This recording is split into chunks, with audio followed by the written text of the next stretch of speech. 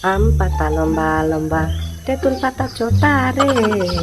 আম পাতা লম্বা লম্বা, তেঁতুল পাতা চোতা রে। হায়রে আম পাকে বৈশাখে, ফুল পাকে ফাল্গুনে। তাই তো আমি ছুটে এলাম তোকে নিয়ে যেতে। হায়রে তোকে নিয়ে যেতে পারবি না আমাকে? কেন?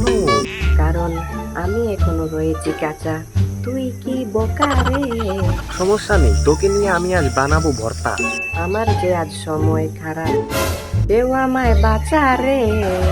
কেউ আসবে না তোকে বাঁচানোর জন্য, কারণ আজ তোর সময় শেষ। কত বড় সাহস তোর, এসেছিস আমায় খেতে? তোকে আমি নিয়ে যাব বাজারের ব্যাগে ভরে।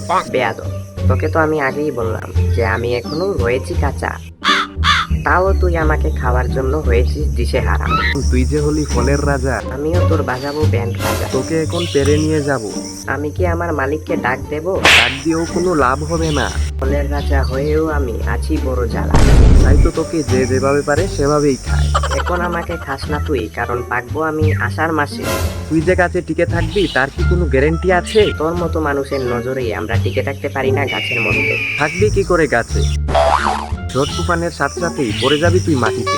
তুফান আমাকে নিয়ে যাবে না সেটাও আমি জানি, কারণ আমি আষাঢ়ে আম, আমার ডাটা শক্ত আছে এটাও আমি জানি। তাই তো আজ তোকে পেরে খাবো। আমায় বানাবি তুই ভর্তা, নেই তোর কোনো লাজ লজ্জা। ভর্তা খেতে অনেক স্বাদ, হায় হায়, অল্পেতে স্বাদ মেটে না। তোর স্বাদের ভাগ হবে না। আসছে আমার মালিক, আর কিছুটা সময় তুই দাঁড়া। তোর মালিক ঘুমিয়ে পড়েছে, সেটা কি তুই জানিস? অনেক হয়েছে, এখন আমি করছি তোর নামে নালিশ। মালিক, ও মালিক, দেখো দেখো বাগানে চোর এসেছে। এই দাঁড়া দাঁড়া দাঁড়া, ওই, কে এসেছিস আমার বাগানে? দাঁড়া তুই, আমি আসছি দাঁড়া। বানিয়ে ফেললি তুই আমাকে চোর।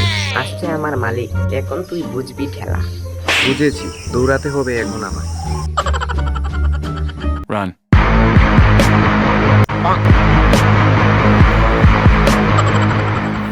Five minutes later. শালা, যেখানে বাঘের ভয় সেখানেই সন্দেহ। কিভাবে আমাকে নিয়ে গেল আমি বুঝতেই পারলাম না। আগে বললো ভর্তা খাবে, আর এখন ডাইরেক্ট এভাবেই খাচ্ছে।